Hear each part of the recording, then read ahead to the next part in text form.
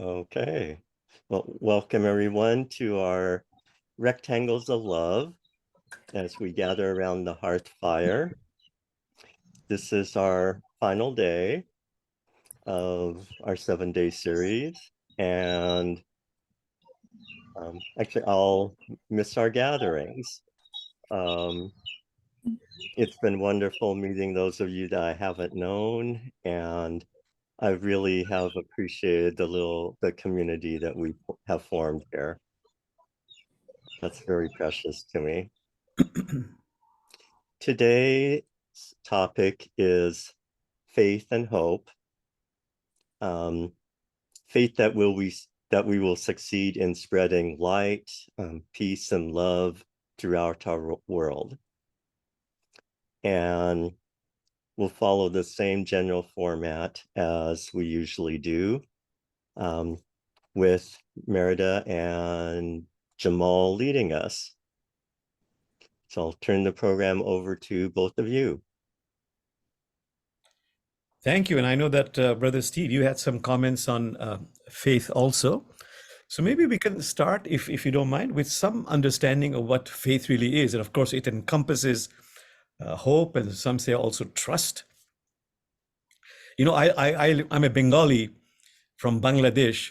There's a wonderful Indian poet named Tagore, he's a Bengali poet, who writes actually, that faith is the bird that sings in the dark, knowing that dawn is coming. Faith is a bird that sings in the dark, knowing that dawn is coming. So I love that, to meditate on that. Then the other one I like very much is the one by the Christian mystic Khalil Gibran. I wrote it down here. Faith is knowledge within the heart beyond the reach of proof. Faith is knowledge within the heart beyond the reach of proof. And I want to say, from the Islamic spiritual perspective, from the Sufi perspective, the mystical aspect of Islam, they say that if you have to summarize it, what is faith? How do you build faith? Because we all need faith.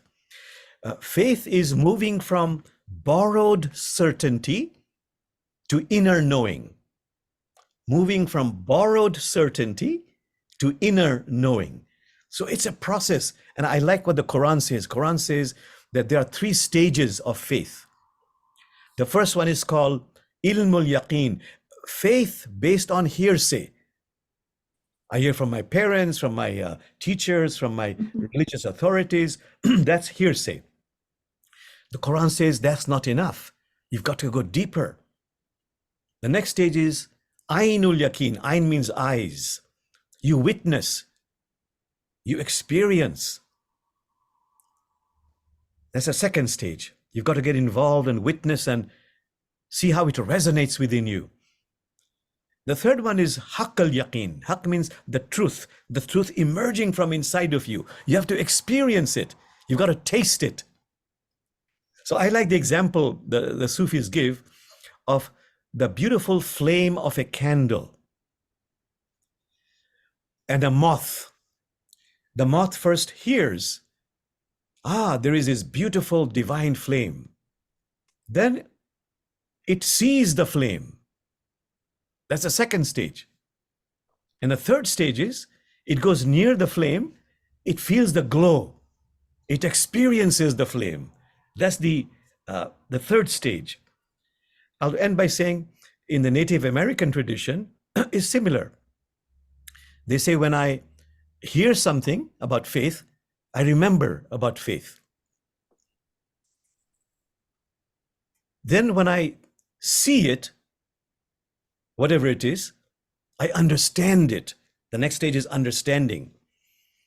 Then the Native Americans say, when I experience it, that's when I know it. And that's real faith. Okay, I have much more to say, but please, Merida, and even Steve wanted to say quite a few words. Please, go ahead, Merida. Thank you, Jamal. And those were beautiful quotes. And they really, knowledge in the heart without truth. I think that is something that, it's that proof, isn't it? That sometimes some people object to. No, they say, no, I need proof that something exists. I need proof in order to have faith. I need proof for something, and they don't. Maybe a lot of them do know exactly what they're talking about, but some people might have don't understand that they also have hope if they don't want to call it faith. They also have expectations if they don't want to call it faith for their own lives and the lives of everyone else. So I think, how do we merge and bring all that together and integrate it into a self, into a human development, evolution, in order to hopefully transcend suffering in the world? I like the fact. Sorry, go ahead, Mary. You were saying something. No, I'm finished. That's I okay. like the fact you brought hope into it, because hope is so critical. All of us need hope.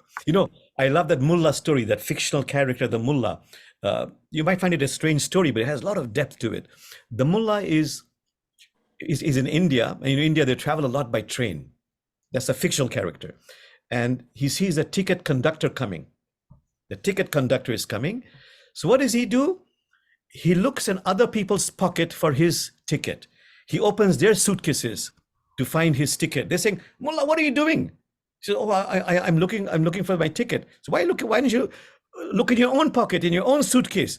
He said, well, I could do that, but if I don't find it there, I shall lose all hope. That's the end of the story. But that story has many levels of meaning. We need hope to survive. There's a verse in the Quran. It is God who sends down the rain after humankind has lost all hope and unfolds his grace. It is God who sends down the rain when humankind has lost all hope and unfolds his grace. And the metaphor goes on in the Quran that my earth was parched. My earth was parched, but the waters of mercy came down and the earth was clothed in green. Let me just say one more verse from Rumi, my favorite poet, who says, dear heart, never lose hope. Dear heart, never lose hope. Even if the whole world turns against you, keep your eyes on that friend. And maybe just one word about the Quran gives some advice about the Prophet's life, peace be upon him, when he felt absolutely hopeless, abandoned. Then God came with a revelation. Did God not find you an orphan and guide you and shelter you? And God says, in times of hopelessness, remember two things. In times of hopelessness, helplessness, don't forget two things. One is, according to your capacity, continue to be of service to God's creation. Be a lamp, a lifeboat, or a ladder to others, according to your capacity. Number two, according to your capacity, be of service. I think I mentioned that. Be a lamp, a lifeboat, or a ladder. And the second one is, continue according to your capacity with your spiritual practices. Don't give up on that. So number one, continue being of service. Number two, continue with your spiritual practices according to your capacity. And the Quran says, if you do that, if you're conscious of God, God will provide help to you in ways you cannot even imagine. And Rumi, he elaborates on that. In times of affliction, a stretcher comes from grace. So may I not give up on being of service and continue with my spiritual practices in times of distress. Brother Steve, you had a lot of things to say. Actually, I'll let you, if you can continue for a bit. I have a slide that I'm pulling up. Oh, okay. And then we need, Maida, you want to say something? Of course, I talk too much, so please. Can I ask a question? What is the difference between hope and faith? Is there a difference? Well, we have these rectangles of love. Maybe we leave it in the plenary session. Okay. These wise people in the plenary session will reply to us. But you're Okay. absolutely, that's a very wonderful question. And Mhm. you know, faith and hope needs trust that things will work out. Mhm. But trust means that I've got to do my part. The mistake, Mhm. the holy books, all the traditions say, the mistake we make is that we believe that we just leave it to the higher power. We've got to do our part before we surrender. You know, there's a wonderful story of a Bedouin walking towards a mosque for prayers. He has his camel with him, and he tells the Prophet Muhammad, "Should I tie the camel to the post or just trust in God? Because I have faith in God. Should I tie the camel to the post before going to the mosque or just trust in God?" And the Prophet Muhammad famously said, "First, tie your camel to the post, then trust in God." Mhm. We got to do our part. That's a very important point. And the last point I want to make is you got to do the right action. Take the right action. This is very important in particularly Buddhism. So, for example, if I am studying for an exam, I want an A, and I say, "Oh, I have faith in God." I'll just keep praying to God. "Oh God, God, oh God, please give me the grade of A." I'll just keep on praying and praying and praying. That's the wrong action. I should also study. So faith doesn't mean that you just pray to God and let it go. I have got to do my part. I've got to make And my exertion. I've got to make does, my effort before surrendering to God. can I ask another question? Does God always have to exist in faith? No, not at all. Not at all. It can be like for example, it can be divine qualities of having faith in truth, having faith in compassion, having faith in graciousness, generosity. You know, when Mahatma Gandhi, he had lost all faith. He felt absolutely abandoned, total lack of self-esteem. I am good for nothing. And there's a whole story behind that. He was a very timid child. And what happened to him? How did he regain his faith? He read one particular line from the Hindu scriptures, which said, "Truth is God." And that verse, "Truth is God," it exploded within him.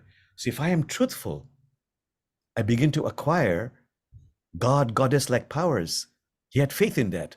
So he began to really acknowledge, deepen, cultivate the virtues of being truthful in every aspect of his life. And then he experienced that he began to acquire divine qualities. So yes, it doesn't have to be just God, God, God, can be divine qualities. Mhm. Mhm. I have a friend who says I command the universe. Oh, And I'm like, but so you do believe mm, in something, no? You know, And it's like I could be my he higher says, self. I command the universe because I make things happen in my life. Mhm. So whatever I want, I will make happen. And so that to him or to no, that eliminates, does it? Or No, but you is see, there somewhere we within take it? all our blessings for granted. Right now, it's morning here. It's going to become night. I didn't make that happen. And I just Mhm. take it for granted. It'll become night. You know, I plant a seed, it'll grow. Well, Mhm. what makes it grow? That's why I love that Christian wonderful saying uh, about faith in God. "Oh, sister almond tree. Oh, sister almond tree, tell me about God. Oh, sister almond tree, tell me about God." And the almond tree blossomed. Mhm. Mhm. So I need that experience of something higher than human personality. Mhm. Otherwise, I'll have no hope. I Mhm. need faith in something higher than human personality. Mhm. Mhm. I Yeah. guess that sort of pulls into how I've always differentiated the two, Uh-huh. where growing up Catholic, faith meant having faith that God exists and God is a loving God, but it did not necessarily imply any action on my part. Uh-huh. Where hope is more, I cannot do, I can have faith sort of in my own personal little silo, I can, have a connection with God or spirit and have faith that spirit, God, oneness will always be there. For me to have hope, though, I need to be connected to community. Mhm. And that's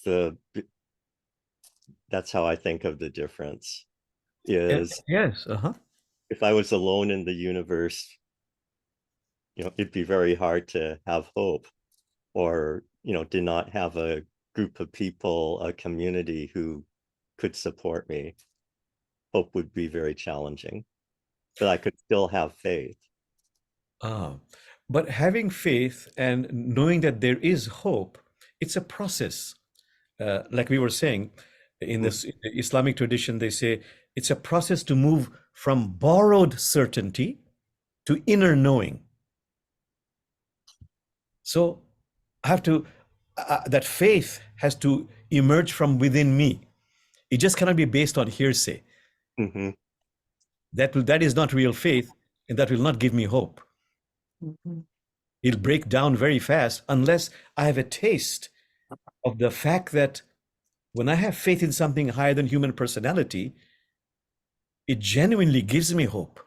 I have trust in that because I have experience of it. Mhm.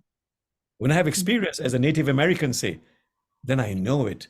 There is something called faith, but I've got to Mhm. taste it. That's why there's a Islamic Sufi tradition saying, "He or she who tastes knows. He or she who tastes knows." Mhm. Mhm. You That know, takes me, that actually leads me to I've been observing, I haven't been in all of these meetings, but obviously been involved with the building up and with the recordings. I've been able to see all the recordings, which we will be sending out to everybody at the end of today. But how the structure of our 7 days actually helps, and each one of those tools helps us build up to this faith that we're coming to today, because it creates a foundation. Each one of those sessions creates a foundation and a new block that builds towards faith. And I think it's turning out really, really beautiful.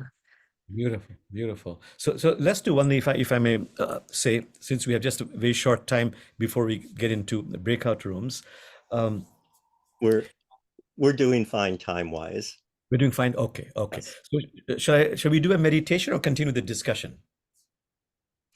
Um, a meditation would be great. If I can share my slide now and what You I, share your slide, yeah. okay, then we can Oh, move into that's the right. We haven't meditation seen your maybe. slide, brother Steve. Oh, I'll go ahead and do a screen share and then explain what you're seeing. Well, actually, before I do that, how many of you have some knowledge of Joanna Macy's work, the work that reconnects and her environmental? She was like one of the original environmentalists and tree huggers way back in the 70s. So Um, Nancy lifted her hand up. yeah. Um, And I know her vaguely as well. okay. So I would recommend, if that's an interest of yours, she has a new revision of a book called Active Hope. And her name is Joanna Macy, Joannamacy.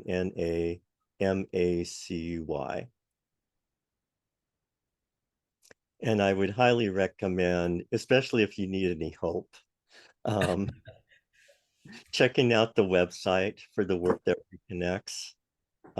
They have a lot going on and some free classes, and just I have found her work to be very supportive and invigorating. Mhm. So I'd like to share a key model that she bases her work on.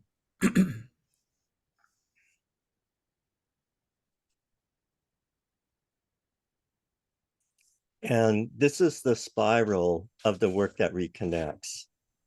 And in her view, the life is a spiral where we have experiences, we learn, that brings us to new experiences, and we learn more. She's broadened that out to a spiral that she starts it with gratitude, but it doesn't end there. When I shared yesterday where, like, for me, it helps to, like, if I'm not rushed in the morning, to do a meditation around loving kindness. And sometimes also it's helpful for me to start or end the day with a prayer or meditation around gratitude. And Joanna starts the spiral with gratitude. What am I grateful for today? What gives me life and energy and love and feeds me in my life? Then that gives me a place for moving on in the spiral, a place of feeling grounded and a place of feeling hope. I guess part of gratitude is, what have I experienced in my life that gives me hope, that gives me love? Who shares their hope with me and supports me in my journey? From there, we have the strength to honor our pain, which is, none of us live in an always hopeful place. We all have moments of feeling pain, of feeling anxiety, fear, moments of grief, whether that be for people or for our environment, for a pet, for something that's happened in our lives. Pain is not something, well, to evolve in our journey, to move forward, we need to first acknowledge our pain. And then if we can sort of give it a name and not run from it once we acknowledge it, but sink into it to the level that we're comfortable with,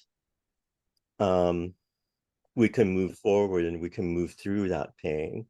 And hope is what sort of helps us move through that pain onto seeing with new eyes, viewing the world from a different viewpoint, having a sense of, it's sort of like coming out of the other side of that grief and seeing with new eyes, allows us to move on. We may see the world from a different viewpoint, and it's helpful if we can pull a community around us to support us, or a community who is also looking forward with faith, with hope, with positivity. That helps us continue on through our life and remaining centered in our beingness, having faith in ourselves and love for ourselves, and also experiencing the love and hope that community generates. From there, so this has been like a kind of a going from a very private place to a place within my community. From there, we go forth, and that's the action piece of hope and faith. So this is not a static process, just like we've discussed. And it's a spiral. So in going forth and out into the world, how do I manifest what is important to me? Whether that be faith or peace or loving kindness, unity, community, working to make the world a better place, to bring healing to the world.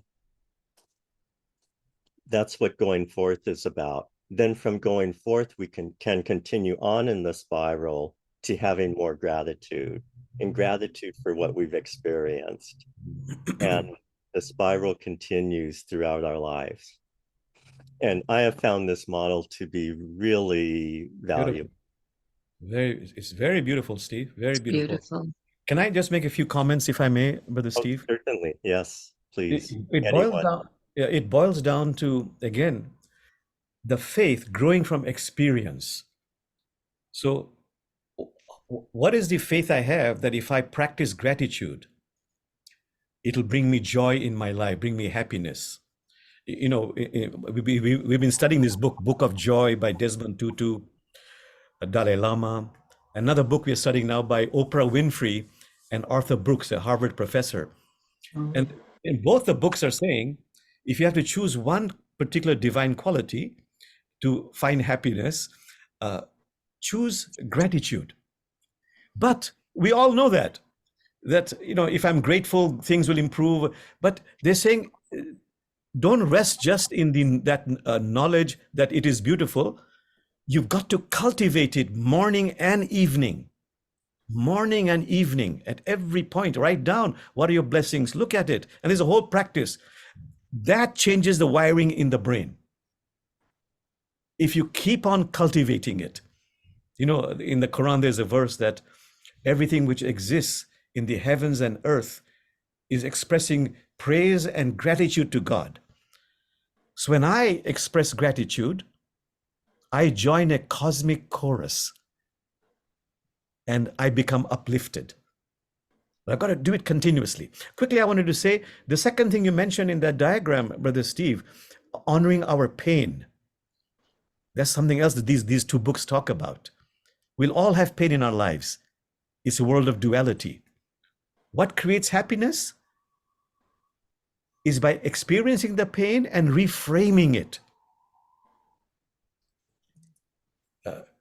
Having a different perspective by going through the pain. So for example, right now in our community, my closest friend of 32 years just passed away.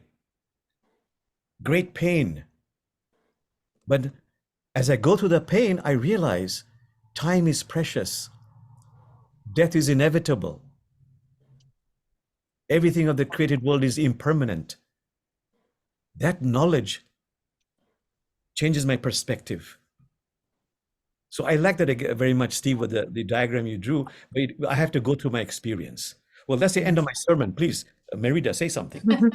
Yes, no, I found on the charter website, I found Joanna Macy's quote, which is absolutely wonderful for this moment. And I actually suggest that we open up either here for everybody else to share what they feel and what they're learning and Excellent. and then end this session with a meditation. Okay, just wanted to mention that so You're that we saying- end it totally elevated. Beautiful, Since we're so passionate about this subject. Well, I and want it to seems say like there's quite a lot to talk about. But I'll read the quote. It says, "The biggest gift you can give is to be absolutely present. And when you're worrying about whether you're hopeful or hopeless or pessimistic or optimistic, who cares? The main thing is that you're showing up and that you're here and that you're finding ever more capacity to love this world because it will not be healed without that." And that's by Joanna Macy. Please read it again. Oh, please read it again. That was beautiful. I'll read it again. "The biggest gift you can give is to be absolutely present. And when you're worrying about whether you're hopeful or hopeless or pessimistic or optimistic, who cares? The main thing is that you're showing up and that you're here and that you're finding ever more capacity to love this world because it will not be healed without that love." I suppose it's the love. Yeah. Joanna Macy. And I think that sums quite a lot of what we've been, the fact that some people might lose hope or feel pessimistic, but the fact that they are showing up day to day is also that path to healing and shows some love somehow. And also, Merida, I would say that passage to me, it says that when you are in the present moment, and if you're fully present, the perfect moment, the next perfect moment unfolds effortlessly, beautifully, in a way that is in your highest interest. The perfect moment unfolds perfectly if I'm present in the present moment. And I have faith that the next moment will occur in a way that is in my highest interest. Mm-hmm. Yeah. But the main thing we want to say that Merida and Steve were saying, we have these rectangles of love, so much wisdom right here. Please, your thoughts.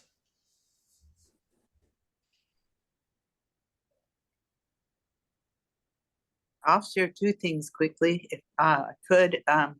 For one, I've a number of times as I've been absorbing your words and thoughts and inspirational quotes, I've been thinking of St. Paul, and particularly when he wrote to the Corinthians and said there are three things that last: faith, hope, and love. And the greatest of these is love. That has been something that's really resonated for me throughout my life. And the other thing I'd like to share is about gratitude. I received a tremendous gift unknowingly when I was a very young girl, and that was to get to go to the movie theater. I was maybe 10 years old. And the young actress Haley Mills performed in a movie called Pollyanna. And in that movie, she was an orphan, and she was going to live with her aunt, who was not really glad to be raising a child. Yeah. And Pollyanna brought to her aunt and to every person she met in this small town called Harringtonville a tremendous gift that she also gave to me through the screen. So her father was a missionary before he died, and they had no money. They did get offerings from the missionary barrels, and she wanted a doll, desperately wanted a doll. And instead, in the missionary barrels were crutches. Mm-hmm. And in her disappointment, her father said to her, "Don't be disappointed, be grateful that you don't need them." And her spirit, that spirit affected me so deeply. I feel as if I was transformed in that moment to realize that whatever it is that we get, we can be grateful for it, for whatever reason it is that allows us to feel that sense of gratitude. So the capacity is within each gift that we are given, whether it was on our list of things we wanted to have or not. Beautiful. That's beautiful. Beautiful, Yeah. beautiful, beautiful. And we are grateful, Nancy, for the beauty of your heart. Mm-hmm. I mean, when you are having those tears, it gives us permission to be vulnerable. And that is a great gift. Thank you, Nancy, really. And I mean that sincerely. Mm-hmm. Yeah. And that takes me to another thought, is how the experience of coming to hope and faith actually also is a path from going from the dense to the lightness, or to the light. No, when we're pessimistic, we're dense, and there's something very heavy within us, no? And it's getting rid of that weight and heaviness that brings us down. It's that path, no, to the lightness, to the when we go through the vulnerability, as we break down the density, this no, and then we kind of grow into some sort of we feel much lighter after we feel the gratitude and the the compassion within us. Oh, that's beautiful, beautiful. Yeah. Yeah. Mary, if I may just comment on that, there's a wonderful philosopher who says, he gives a metaphor why it is so beautiful. Like you were saying, Steve, we have these painful feelings, suffering, which is inevitable, not to run away from it, but to go through that. I repeat, to go through that. So the metaphor he gives is when we go through our suffering little by little, not to push it, little by little, it is as if we are going through a deep, dark, frightening forest. We're going through a deep, dark forest, but the philosopher says, look at this. If you continue your journey, you continue going to the deep, dark forest, half the time you're going inside the forest, but the other half you're coming out of it into the light, like Merida was saying. So it really pays, as the Americans say, to keep on trucking, keep at it. Yeah. And I think it's the Buddhists, it's the Buddhists that work on the chakras to elevate that frequency, don't they? So we work on the energy centers and in healings, and the shamans do the same. You know, they work on those frequencies from the chakras and they elevate them. They open up each one of those phases. We did that last year in the World Interfaith Harmony Week. We worked on each one of the chakras Right. as a way of going from that density to the lightness. Yes. Yeah. Beautiful. Beautiful. Yeah. Or rectangles of love.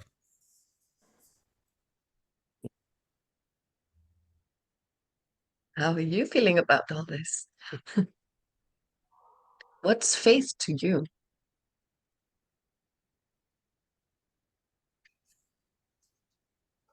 There were several questions. One was, what does faith mean for you? What can you do to embrace faith internally? The third question was, what keeps you from embracing faith? And the last one was, what can you do to express faith in the world?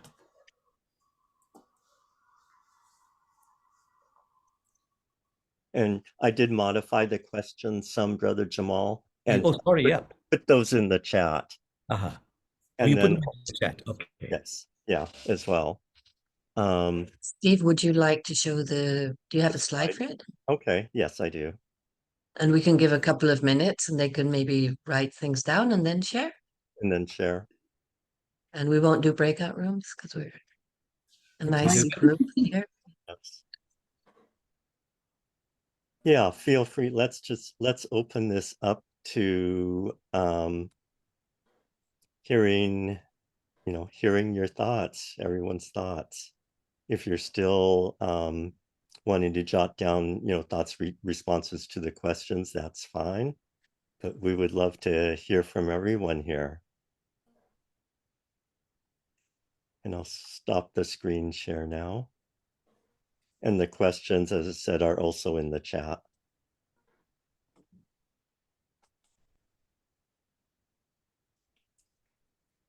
I just wanted to add a quote that I thought of when we were talking about going through the dark forest and that painful time. There's this quote that I always like. It's from Winston Churchill. When you're going through hell, keep going. I just love that. I thought, yeah, that makes sense. Absolutely. I had remembered the quote. I was just looking up to see who it was from. For some reason, I thought it might be Eisenhower, but no, it was Winston Churchill. It's great. And I guess faith to me, I would think that's sort of that there's a sacredness at the center of all.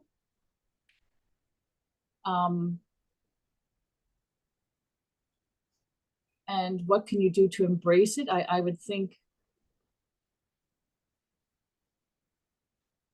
try to connect with that sacredness is what I can think of. Prayer, meditation, service, that somehow gratitude, all those things helping me to connect to that. That's at the center of everything. And what keeps me from expressing faith internally and externally? I just tend to get caught up in everyday life. I got things to do. I have errands. I have this. I have work. I have, and that before you know it, just busyness has become sort of the, everything of, what my life is made out of instead of the most important things. And yes, I think a meditative practice or prayer or something, gratitude time to just keep connecting with that, sort of touching the source of everything, would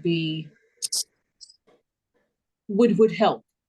Because I think by doing that perhaps multiple times a day, that would help refocus rather than just getting tasks done and moving through time. Oh, thank you, Robin. That was deep That and is. comprehensive. Okay, but that's it. Nothing else to say. You've said it all. Bringing together some quotes from other people, and things I've heard, but I really don't know who to attribute them to. So, well, if it's good, Kathy, it has to be Rumi. yeah, that's probably true. So, the idea that hope is believing things can happen, but faith is believing they will happen. And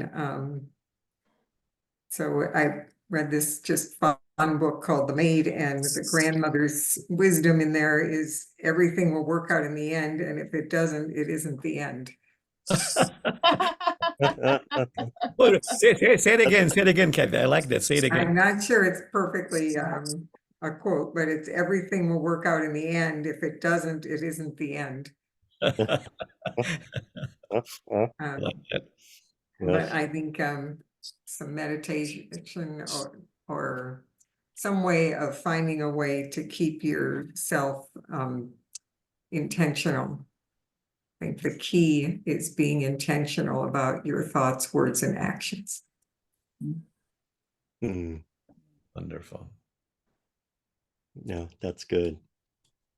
And what I get a quote from someone, I don't know who, but what I share with my granddaughters all the time is be kind, do good, and learn stuff. Should be doing.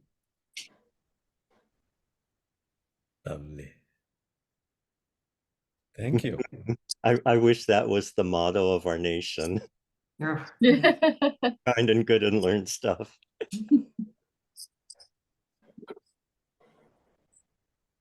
There's that famous saying, sit at the feet of your guru, but the guru is your life experiences. Sit at the foot of your life experiences. That's the best way. Learn from that.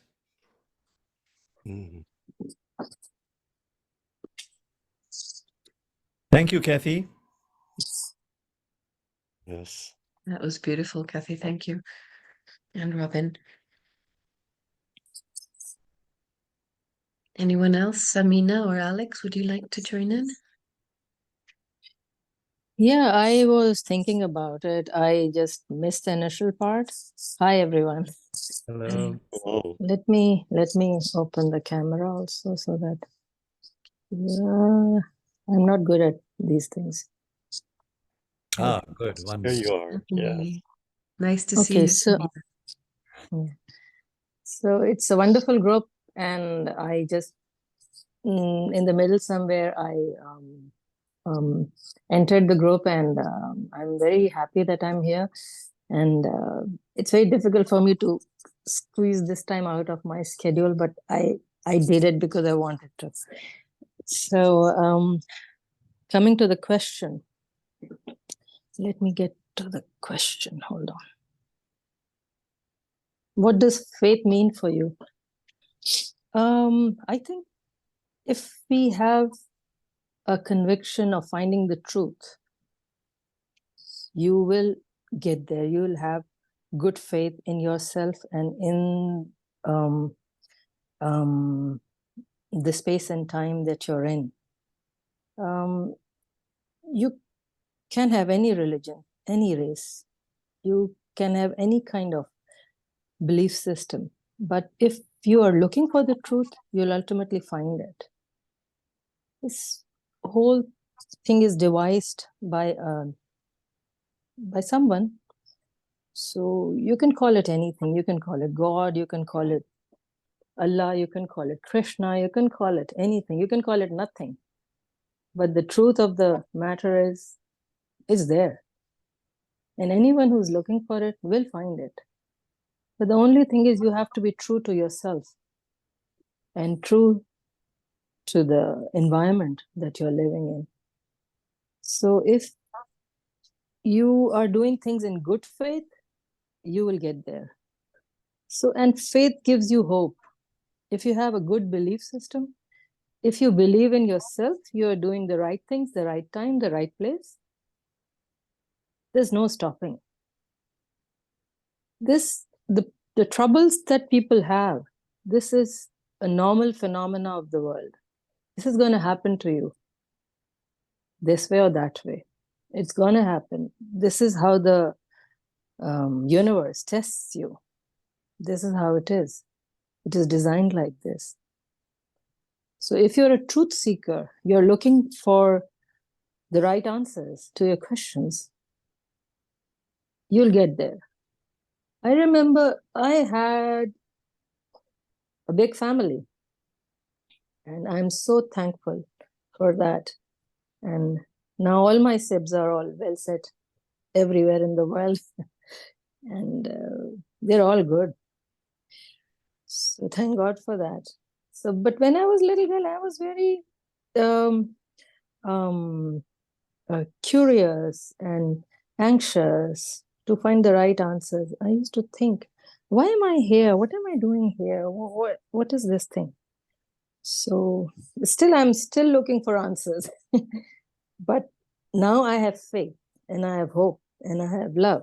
All these main ingredients that you need to live in this world.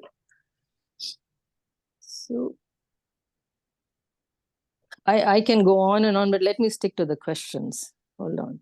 So that's what I think faith is. Faith is a good, true belief system. And what can you do to embrace faith internally?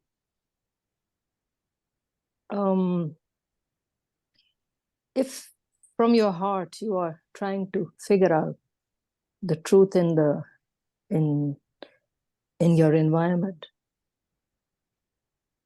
your thought processes, your feelings, your heart and your head are going to take you there. You don't have to worry about things. It's a natural phenomena. It happens when you want it to happen. The universe helps you get there. What can you do to express faith in the world?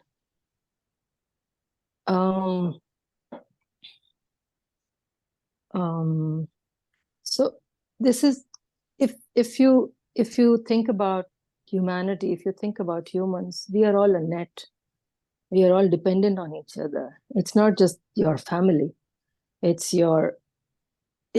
other people all around you, from various faiths, various religions, various races. Every one of us is dependent on each other. We are a human net. So in order to express faith, you should have the humanity, you should have the capacity to feel the pain of others.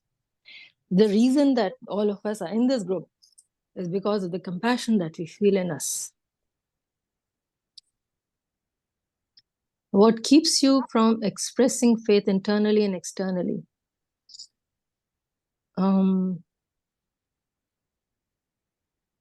Actually, if you're a truth seeker, nothing should keep you from expressing faith, either internally or externally.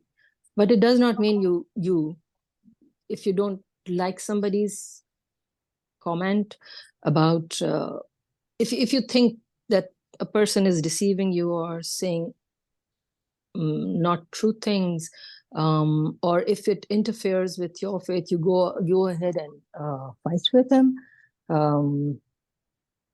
You should give respect to his belief system also.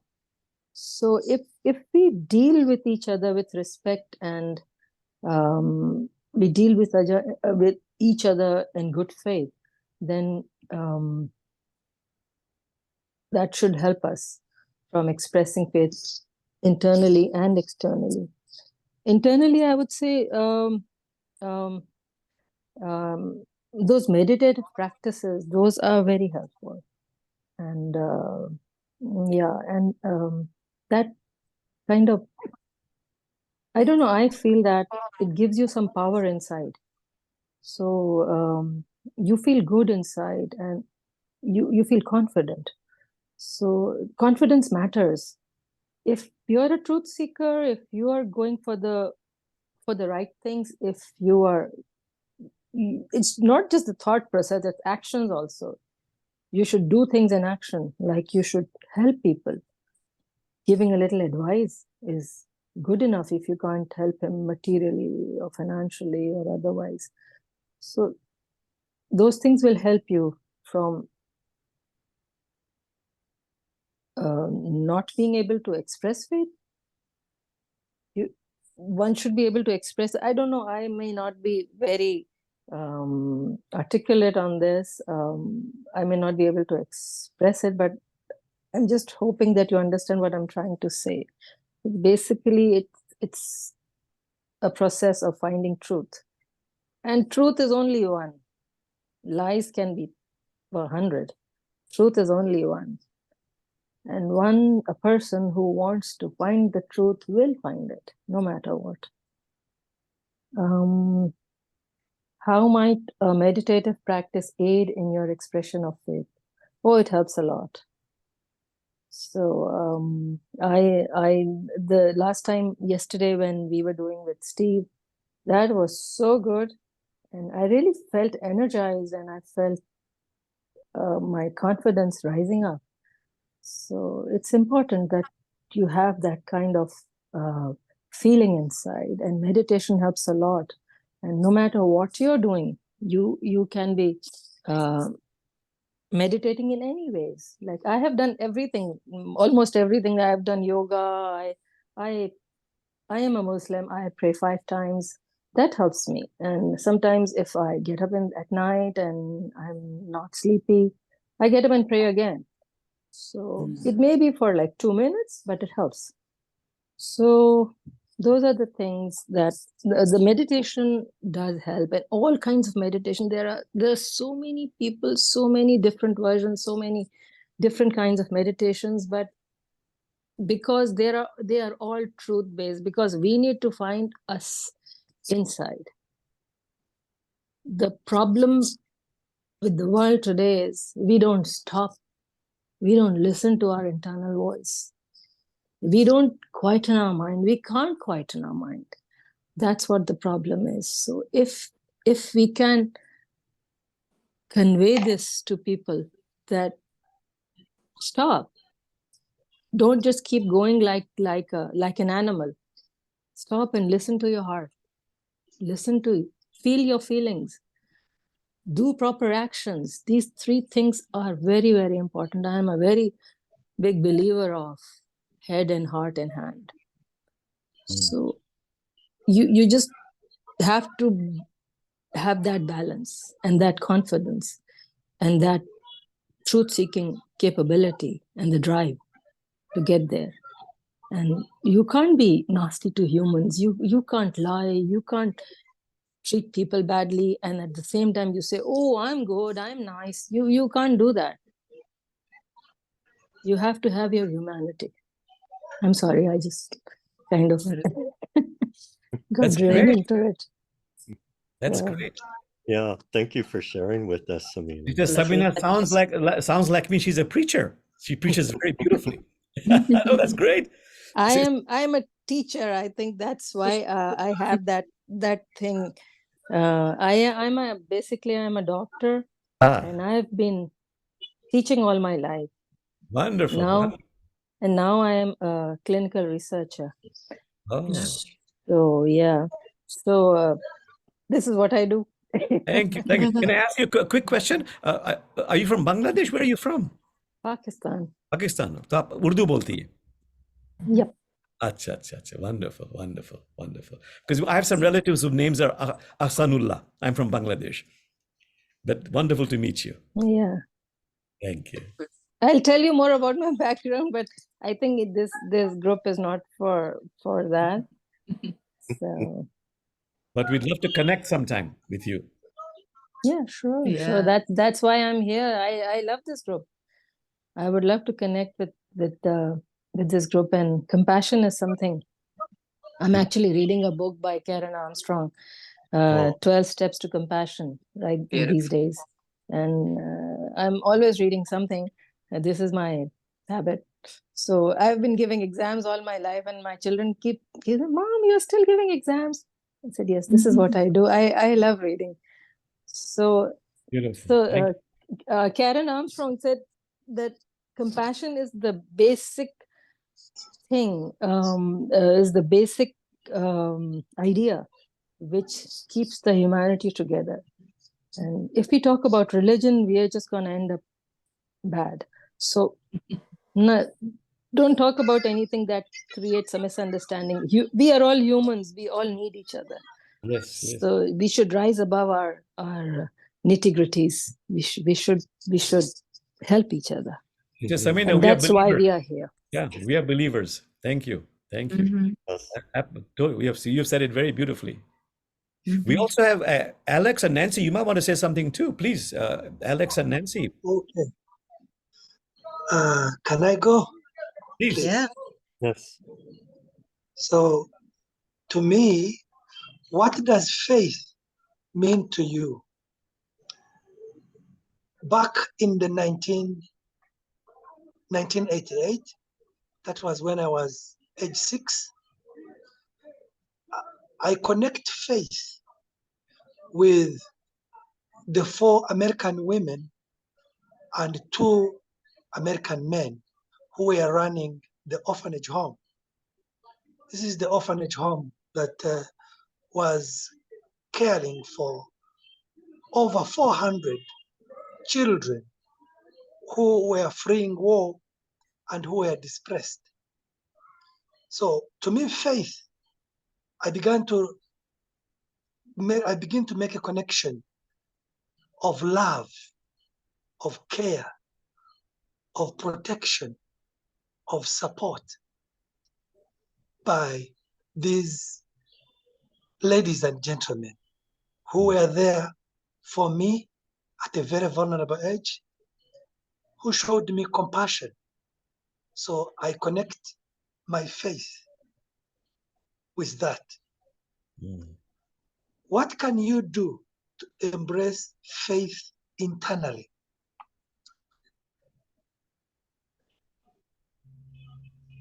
It has been very challenging to embrace faith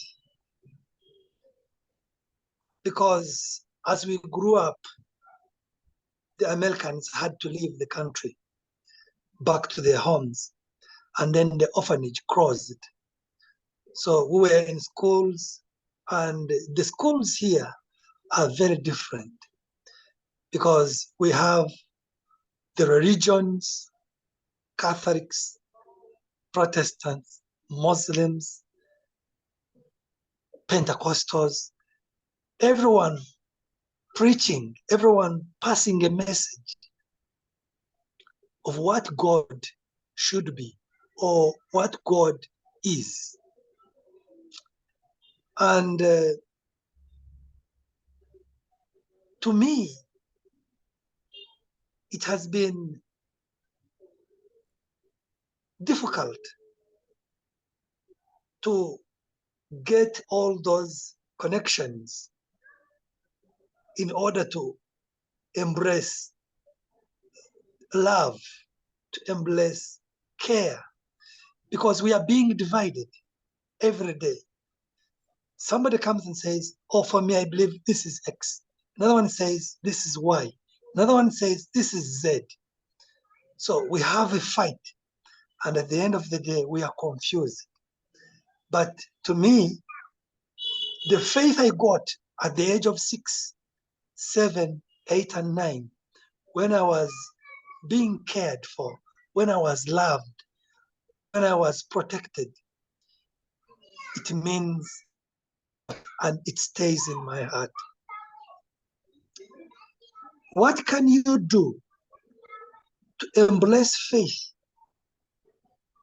No. What keeps you from expressing faith internally and externally? To be honest, the world has changed and the world is changing. Find such a group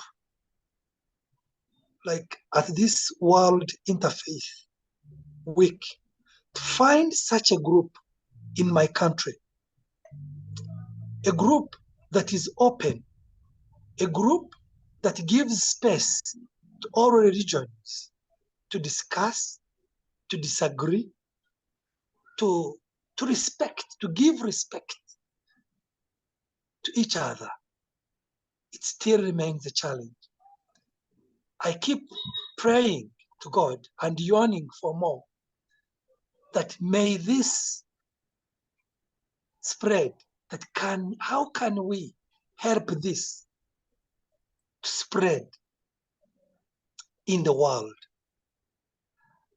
How can we all respect each other? And we actually forget about religions and concentrate about believing. What do you believe in? Rather than saying, for me, my religion was here first. You see, this is God. You see, this is Jesus. You see, there is a verse in the Bible that says, don't do this. And there is a verse in the Bible that says, let us do this. And there is a verse in the Quran that says, oh, let us not do this. How can we all be believers? And I'm stressing this from my point of view, where I am from. Because right now, religion is a very big issue in my community, in my country, and in Africa.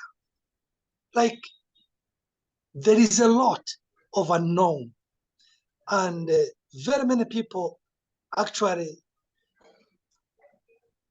are in that unknown. And like when you ask, really, shake hands with a Muslim, say, oh, but we were taught not to shake hands with Muslims.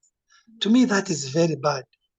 That's why community, at our community church, we welcome Muslims, and the majority of Muslims here, they are Shia, very welcoming, and we work together.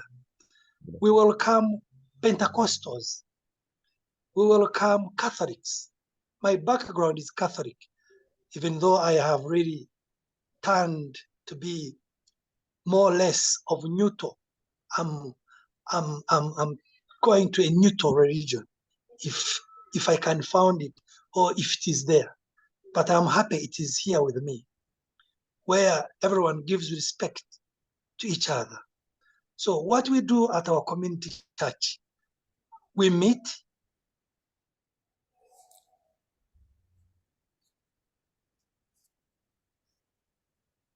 Oops, I think. Pentecostals, those who have no faith. So we meet together, we dance, we celebrate, and we call that God. God is in the celebration.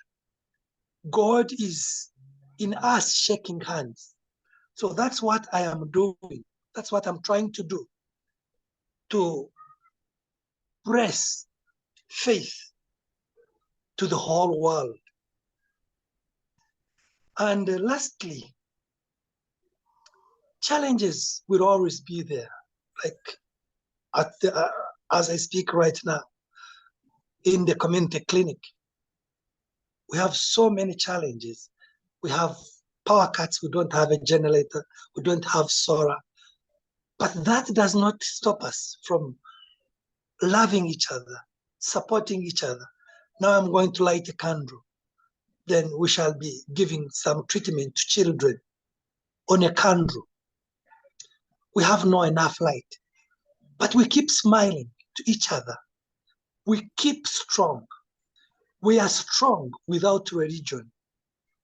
if we can all in the world respect each other, shake hands, smile, hug each other.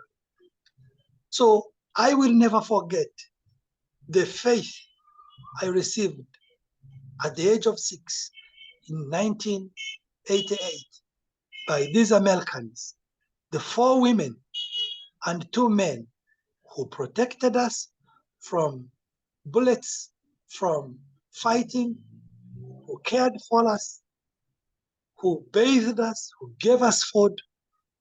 That's why I always tell my heart that one day I want to travel to the United States, touch the ground, and thank those men and women who taught me, who gave me the courage to be what I am today, to be what my today is celebrating. Thank you. Thank you so much, Alex. Wow. Thank you. Thank you. That was so powerful. Thank you. Did we give Nancy a chance to add anything to that, Nancy? Oh, thank you for the opportunity, because everybody's sharing has been so beautiful and so enriching.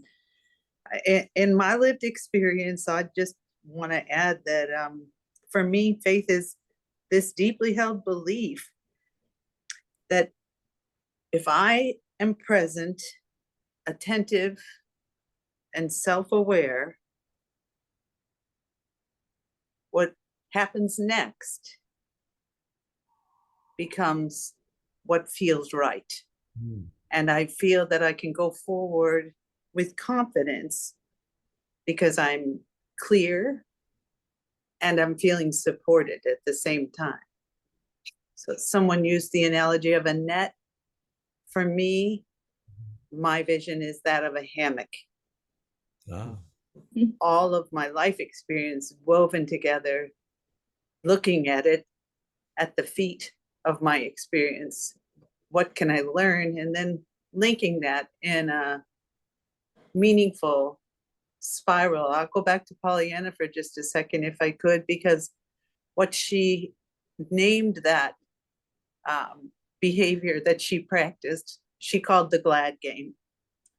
And I have practiced that glad game very intentionally, and by that name, certainly, as well as I can practice throughout my life since I learned of it.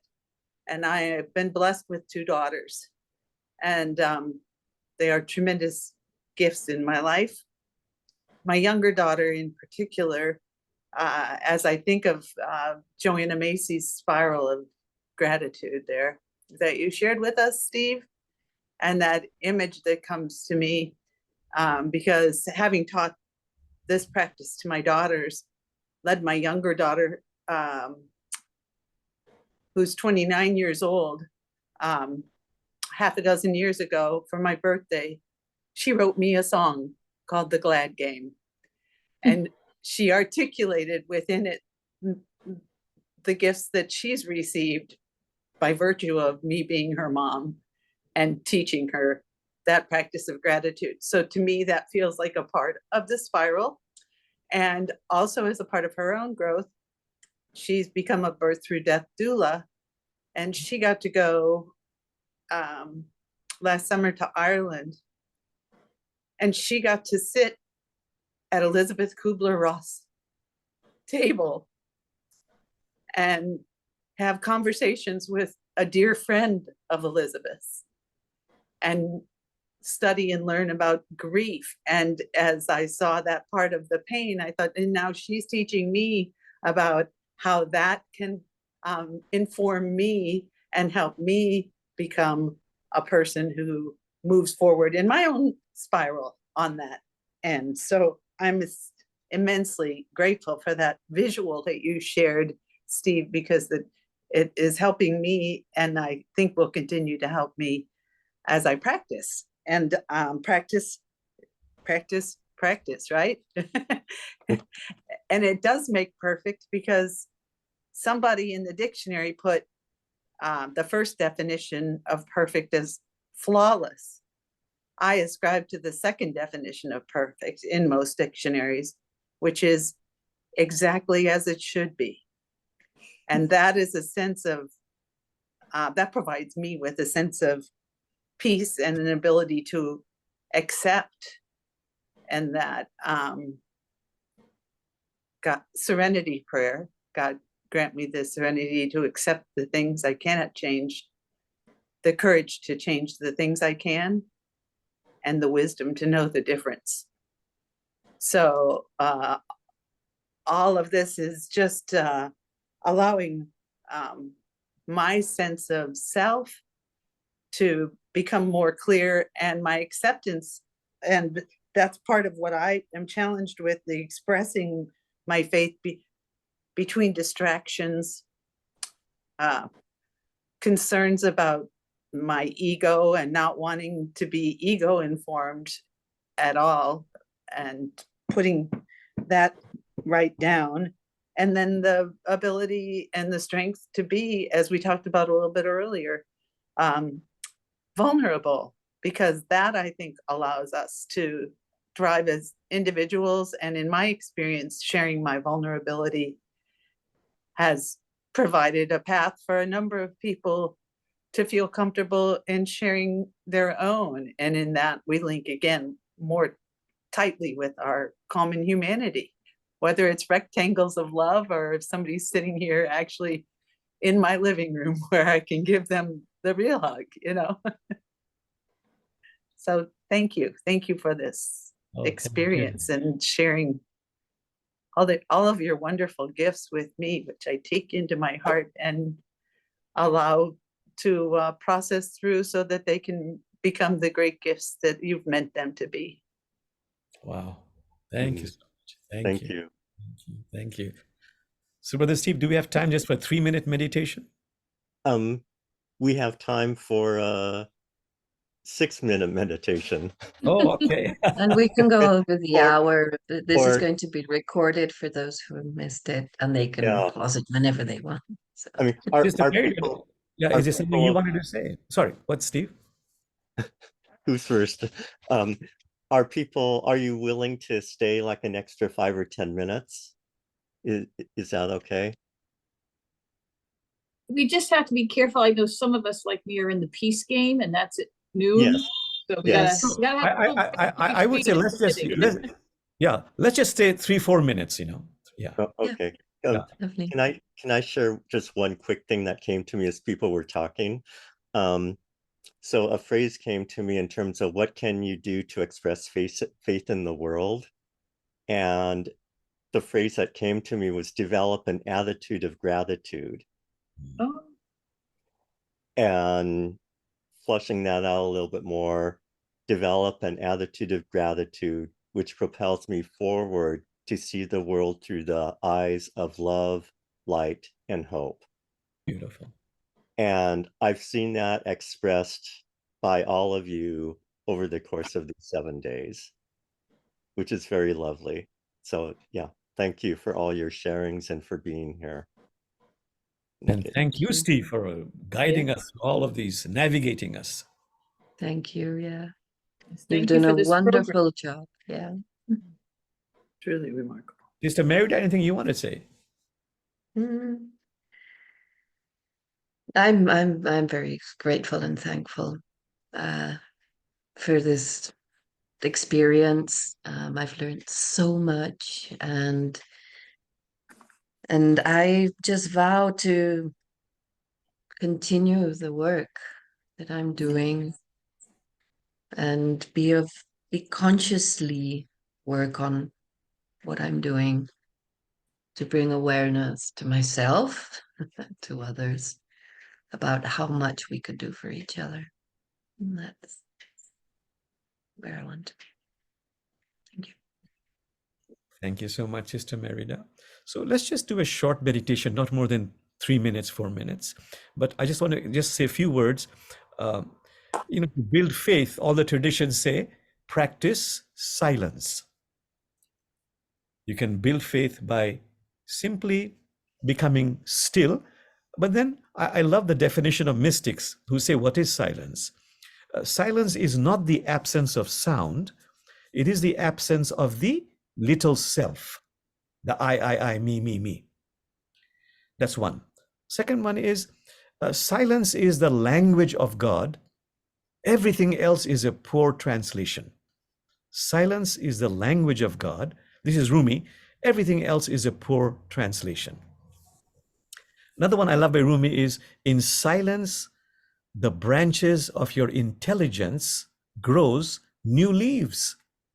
In silence, the branches of your intelligence grows new leaves. Why would I believe that? Well, try it. Have faith by doing it. So today, since the lack of time, let's just practice one technique, which is in every tradition, repeating a mantra. Choose any word or sentence. Allah, Jesus, I love you, love, love, love. And before doing that, why would it work? Why should I have faith? It works. Now, in many traditions, they give the same metaphor. A vat or pot of dye, D-Y-E, color. Take a cloth, dip it in the vat of dye, in the pot of dye, take it out. It has a beautiful color, but it fades away over time.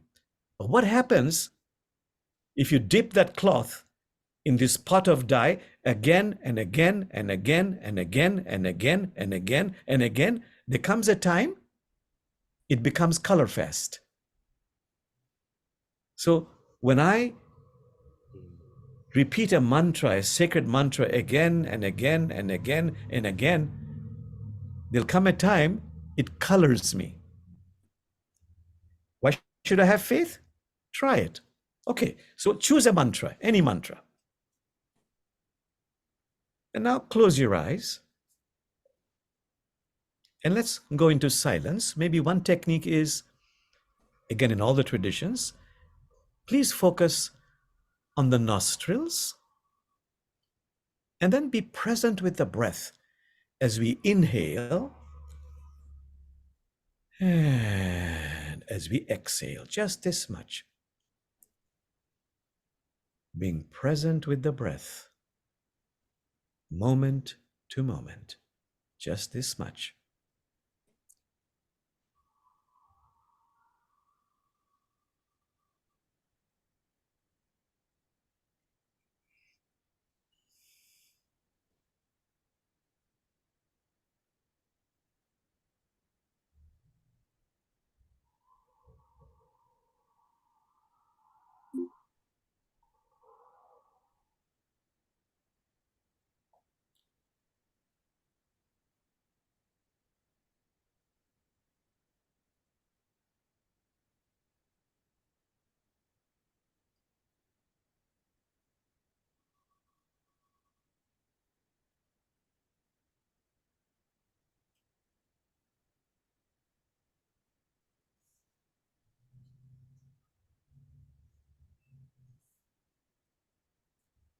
And now, letting go of this, eyes still closed, and this time, choose that mantra, plant it within you, in your heart or any part of your being.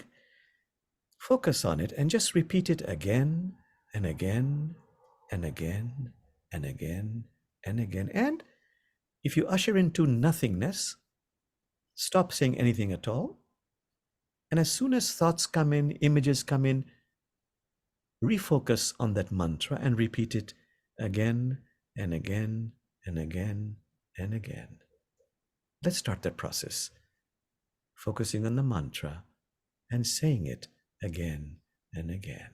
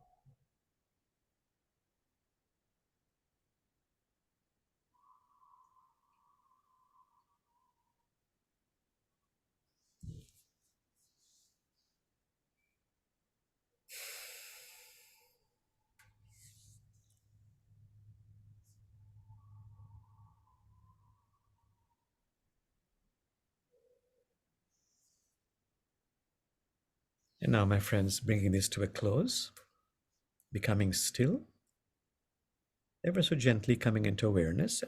I will do a chant. Oh God, you're boundlessly compassionate, infinitely merciful. We are all one. It's all one. Bismillahirrahmanirrahim. Bismillahirrahmanirrahim. La ilaha illallah. La ilaha illallah. One more time. Bismillahirrahmanirrahim. Bismillahirrahmanirrahim. La ilaha illallah. La ilaha illallah. That coming into awareness, little by little. It's been such a joy to be with these rectangles of love, to be with all of you. Brother Steve, thank you for your leadership. And Sister Merida, I apologize. I spoke over you a number of times, and I really am very sorry about that. I don't do that usually. But, but I realized, well, I don't have to be hard on myself. Let me learn from that. You just followed my words as well. Thank You you. gave continuation to it. So thanks. We're in this together, all of us, and I thank you all for being here. And yes, we must continue meeting somehow. We'll figure it out. It's beautiful. Thank you. Yes. Thank you so much for all the wonderful energy, the time and attention you paid to make this experience possible. I am so grateful. And as we were coming out of that meditation, I received this message. It says, I am meant to be who I am becoming. Beautiful. So thank you for that gift as well. Acceptance is important in my life. You're beautiful. Thank you for sharing. Thank you. Till next time. Thank you. Take good care. Yeah. Thank you. Yes, thank you. And Kathy and Robin, I'll see you in the peace games. Yeah. Yeah. And you, Merida, also. Yes, I'm there as well. Okay. All right. Okay, I'm the only one who's freed up then. Yeah, okay. There you go. I'm the liberated one. And so is Alex, I think, liberated. Yes. Bye, Alex. Bye, my friends. Take care. Bye-bye. Goodbye. Thank you so much. Thank you. Welcome.